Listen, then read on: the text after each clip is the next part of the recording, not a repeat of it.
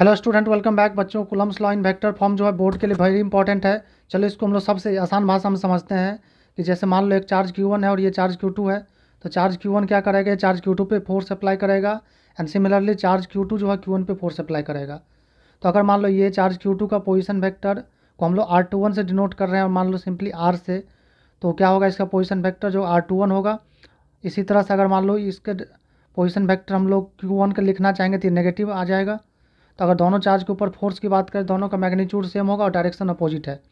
तो फोर्स का मैग्नीट्यूड जो होगा F12 equal to F21 equal to F मान लिए। तो हम लोग किसी वेक्टर को हम लोग मैग्नीट्यूड इंटू डायरेक्शन लिख सकते हैं, ठीक है।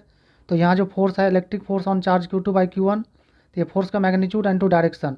तो चार्ज Q2 पे जो डायरेक्शन होगा R के तरफ होगा, जिधर पोजिशन वेक्टर होगा उधर ही होगा, ठीक है। तो यहाँ पर देखो क्या हो जाएगा, KQ1 Q2 by R square into R vector. तो वेक्टर R जो है इसका डायरेक्शन लेना है हम लोगों को, क्योंकि फोर्स का वही डायरेक्शन जो क्या आपका आर का डायरेक्शन है। तो आर कैप को लिख सकते हैं वेक्टर R बाई आर।